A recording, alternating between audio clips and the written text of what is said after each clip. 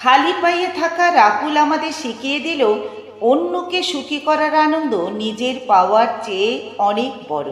ত্যাগের পরিমাপ পকেটের টাকা দিয়ে হয় না, হয় বিশাল একটা মন দিয়ে।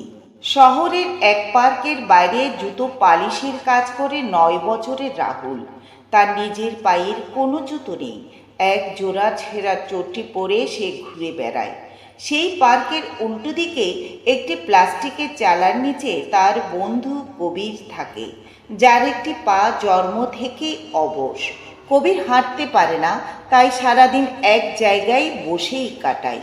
শীতের শুরুতে এক দয়ালু বাবু রাহুলকে এক জোড়া নতুন দামি ক্যাটস জুতো উপহার দিলেন। রাহুল জুতো জোড়া পেয়ে খুশিতে নাচতে লাগলো।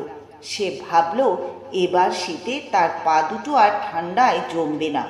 কিন্তু জুতোটা পায়ে গলাতে তার হঠাৎ কবিরের কথা মনে পড়ে গেল। রাহুল দৌড়ে কবিরের কাছে গেল। সে জুতো জোড়া কবিরের সামনে রেখে বলল, দোস্ত, এই দেখ নতুন জুতো। তুই তো হাঁটতে পারিস না, তাই সারাদিন ঠান্ডা মাটিতে তোর পা দুটো জমে যায়। তুই এটা পরে থাকিস, তোর খুব উষ্ণতা হবে। কবির অবাক হয়ে বলল, কিন্তু এটা তো তোকে দিয়েছে রাহুল, তুই পরবি না?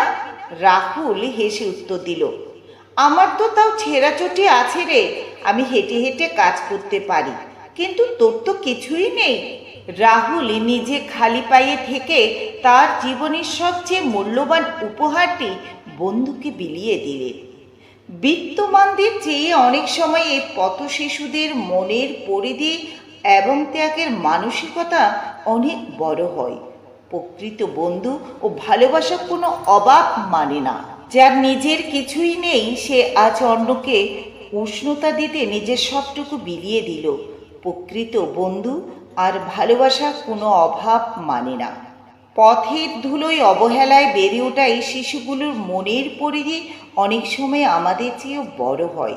আসুন ওদের করুণা না করে ওদের ভালোবাসতে ও সম্মান করতে শিখি।